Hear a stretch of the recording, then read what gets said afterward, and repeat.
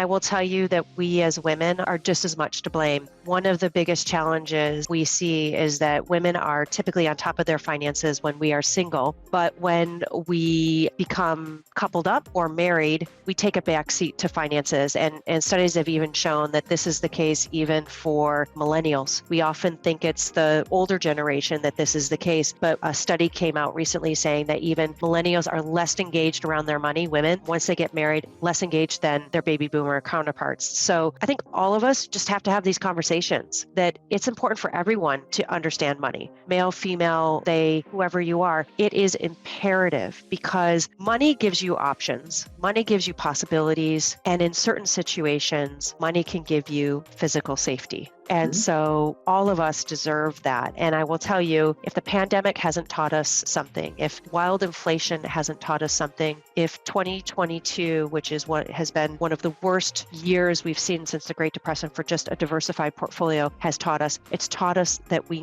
need to talk about this, we need to learn, and we need to be prepared.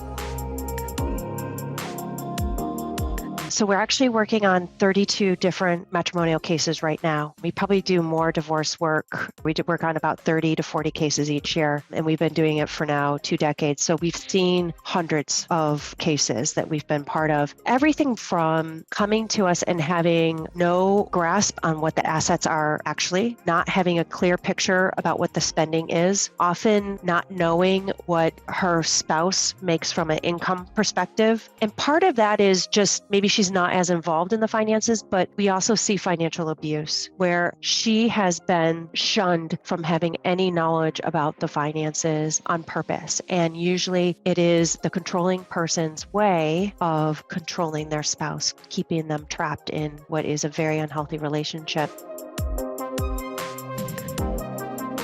Individuals going through divorce, you're not at your best. It's hard to remember. It's hard to stay focused. And so communicating in very clear ways, having shorter meetings, more frequent meetings, and then giving updates of this is what we talked about. These are my next steps. These are your next steps. Then documenting all of that so that you have a record in case she comes back and says, you didn't tell me that. Well, no, we have that. So again, making sure that's very clear for her. And then also a lot of empathy. Something that's really important. There are some times where, like I said, clients are not their best. And sometimes that comes out at anger and frustration. And you happen to just be the person in the way that day.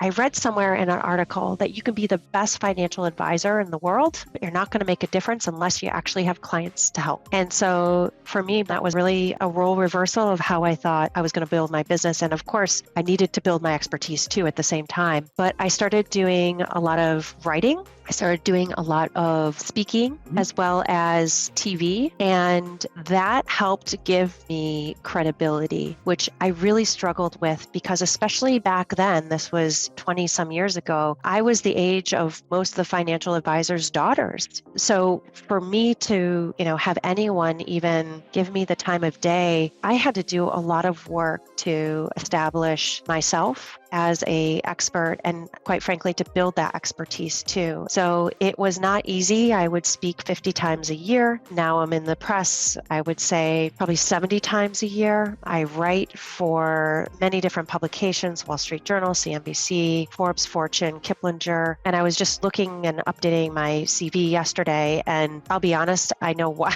I'm a little tired. I've written hundreds of articles, done thousands of podcasts. I have to say now it's a lot easier, but in the beginning, it was brutal.